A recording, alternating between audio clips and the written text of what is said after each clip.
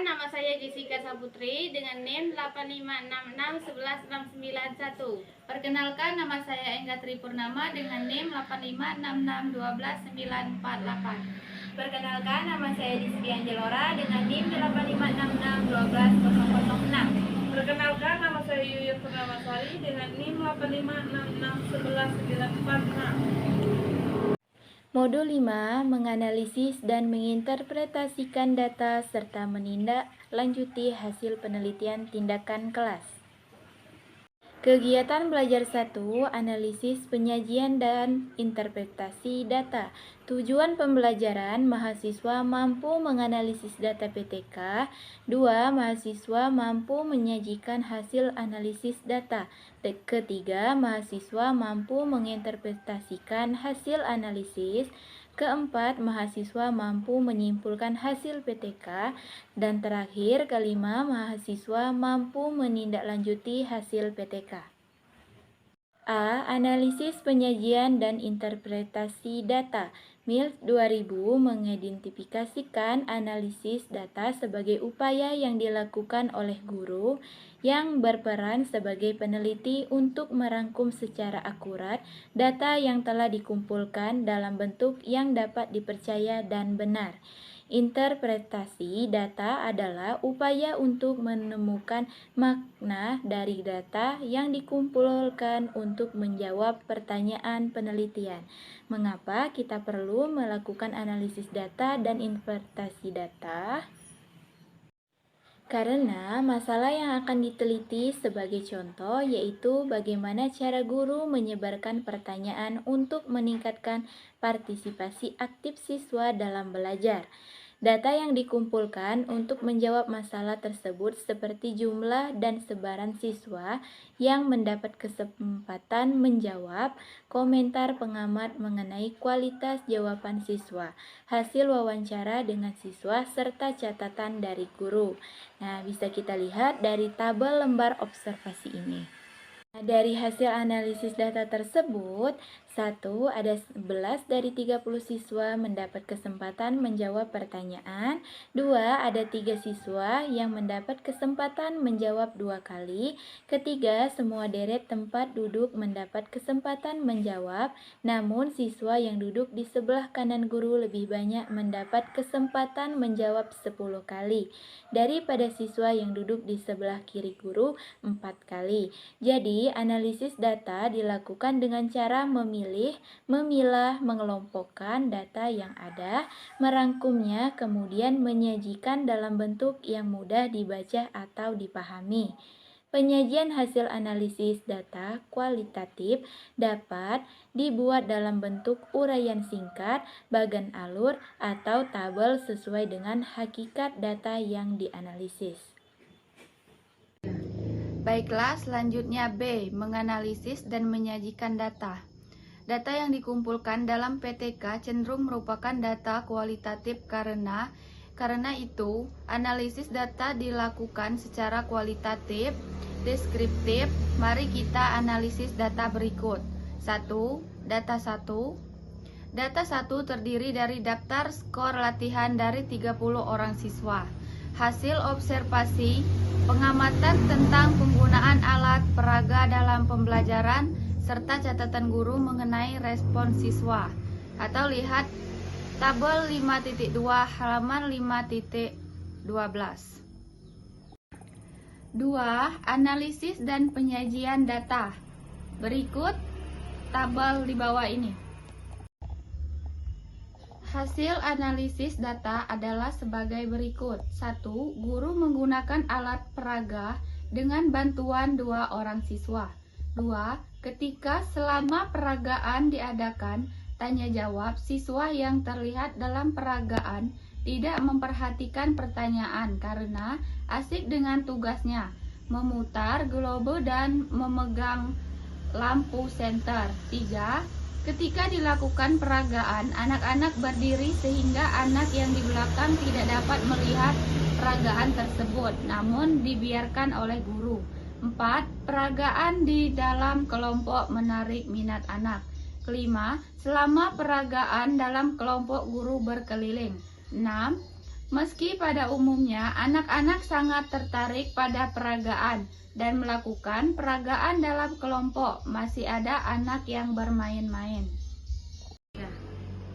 3. Menginterpretasikan atau menafsirkan data. Perhatikan dengan cermat jenis datanya. Kemudian, tetapkan bagian cara menganalisis jenis datanya. Bisa kalian lihat di tabel bawah ini. 5.5 Jenis kesalahan yang dibuat siswa. Di sini ada tabel, silakan kalian lihat. Kegiatan belajar 2A. Menyimpulkan hasil PTK. 1. Pengertian kata. Menyimpulkan merupakan kata yang sangat biasa Anda dengar. Cobalah Anda renungkan makna sebenarnya dari kata tersebut. Kemudian, tuliskan makna atau pengertian kata tersebut. Selanjutnya, cocokkan hasil renungan Anda dengan uraian berikut ini.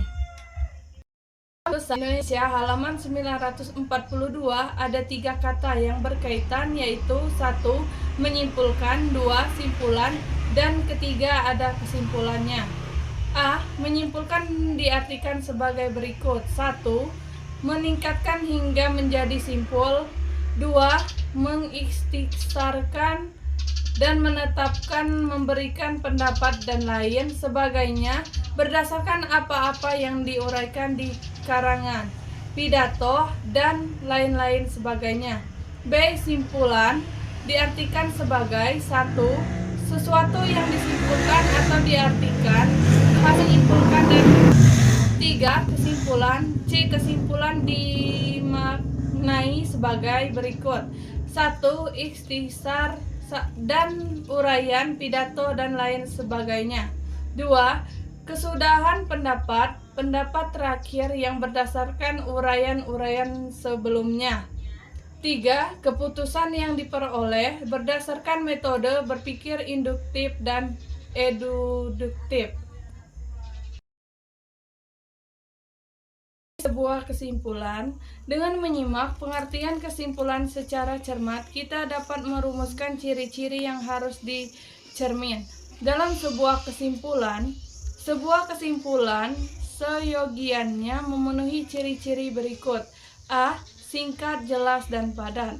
Sesuai dengan pengertian bahwa kesimpulan itu merupakan intisari atau ikhtisar, maka sebuah kesimpulan harus lebih singkat dari uraian. B. Kesimpulan harus sesuai dengan uraian. Tidak jarang terjadi kesimpulan tidak mengikhtisarkan atau membuat saripati dari uraian, tetapi melenceng dari uraian, bahkan seperti membuat uraian baru. C. Kesimpulan harus dibuat sesuai dengan tujuan perbaikan atau pertanyaan penelitian. Dengan cara ini, kesimpulan tersebut akan langsung menginformasikan kepada pembaca apakah tujuan perbaikan dapat dicapai sepenuhnya, sebagian, atau sama sekali tidak tercapai. Informasi seperti ini tentu akan menarik bagi pembaca karena akan menentukan apa akan mengkaji laporan itu lebih lanjut atau tidak tertarik sama sekali. Selanjutnya, 3. Langkah-langkah pembuatan kesimpulan. A. Cermati tujuan perbaikan atau pernyataan penelitian satu persatu, sehingga Anda paham benar apa yang dicari dalam penelitian ini. Misalnya, tujuan perbaikan sebagai berikut. 1. Guru mampu meningkatkan keaktifan siswa melalui kerja kelompok. 2. Melalui kerja kelompok, siswa mampu menemukan alternatif pemecahan masalah yang berkaitan dengan banjir. B. Cari temuan atau deskripsi temuan yang dibuat berdasarkan hasil analisis data. Pasangkan setiap pernyataan, penelitian, atau tujuan perbaikan dengan deskripsi temuan. C. Cermati uraian pada deskripsi temuan, pernyataan, penelitian, atau tujuan perbaikan. Kemudian, buat saripati atau ikhtisar dari uraian tersebut. dengan cara mengidentifikasi butir-butir penting dan mesintesiskannya. D. Setelah semua pernyataan penelitian atau tujuan perbaikan disimpulkan, temuannya, susunlah kemudian tersebut sesuai dengan urutan pernyataan penelitian atau tujuan perbaikan dengan menggunakan cara kerja seperti pada tabel 5.7. Sekaligus kesimpulan tersebut sudah diurutkan. Periksa kembali kesesuaian antara pernyataan penelitian, uraian, dan kesimpulan, sehingga Anda yakin bahwa kesimpulan sudah Anda rumuskan yang benar, dengan benar. Menindaklanjut hasil penelitian tindakan kelas.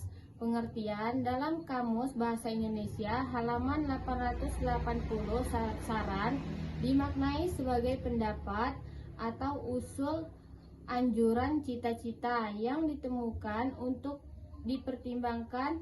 Berpegang pada pengertian ini, maka saran bukan merupakan tugas atau perintah yang harus dilaksanakan, tetapi merupakan anjuran yang perlu dipertimbangkan. Rambu-rambu pembuatan saran. Saran yang merupakan pendapat yang diajukan untuk dipertimbangkan harus memenuhi seperangkat rambu-rambu yang antara lain dapat dirumuskan sebagai berikut. A. Saran harus sesuai dengan kesimpulan dan hakikat penelitian yang kita lakukan. B. Saran harus mempunyai sasaran yang jelas, artinya pembaca harus tahu kepada siapa saran ditunjukkan. C. Saran untuk menindaklanjuti hasil PTK sebaiknya bersifat konkret dan operasional, sehingga mudah dilaksanakan atau diterapkan. D. Saran harus juga mempertimbangkan metodologi atau prosedur penelitian yang dilaksanakan serta studi yang diajarkan. E. Saran yang dibuat haruslah merupakan pemikiran yang cukup penting untuk memperbaiki pembelajaran. Langkah-langkah membuat saran untuk tindak lanjut yang digambarkan dalam langkah-langkah berikut. A. Cermati kesimpulan yang sudah dibuat. Pikirkan apa implikasi bagi pembelajaran yang akan datang, baik yang akan dikelola sendiri maupun yang akan dikelola oleh guru. B. Pikirkan apa yang dapat ditindaklanjuti dari kesimpulan yang sudah dibuat. C. Tentukan kepada siapa saran yang akan ditunjukkan. D. Tulis saran dengan kalimat yang tegas dan lugas, sehingga mudah dipahami dan menarik untuk dicobakan. Terima kasih. Bye-bye.